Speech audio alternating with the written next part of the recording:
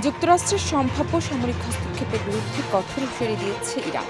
Tehran স্পষ্ট করে জানিয়েছে, কোনো সামরিক পদক্ষেপ না হলে তাৎক্ষণিকভাবে ইসরায়েল ও মধ্যপ্রাচ্যের মার্কিন ঘাঁটিতে হামলা চালানো হবে। ইরান যুক্তরাষ্ট্রকে সামরিক হস্তক্ষেপের বিরুদ্ধে কঠোর এই সতর্কবার্তা দিয়েছে। দেশটির সংসদের স্পিকার মোহাম্মদ বাকের কালিবাফ বলেন, ইসলামিক রিপাবলিকদের বিরুদ্ধে কোনো সামরিক পদক্ষেপ না হলে তেহরান তাৎক্ষণিক প্রতিক্রিয়া জানাবে।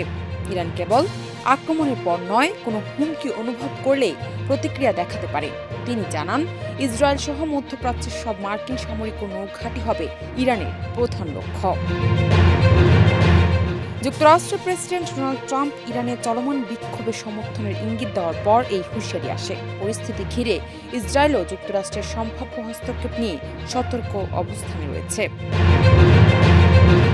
এদিকে ইরানের চলমান বিক্ষোভ দমনে নিরাপত্তা বাহিনী কঠোর অবস্থান নিয়েছে বলে অভিযোগ উঠেছে। সাম্প্রতিক ৪৮ ঘণ্টায় বিভিন্ন এলাকায় প্রাণঘাতী শক্তি ব্যবহারের খবর পাওয়া গেছে।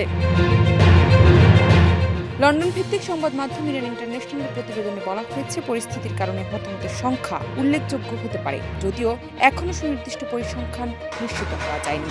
দেশ জুড়ে ইন্টারনেট সেবা বিচ্ছিন্ন রয়েছে।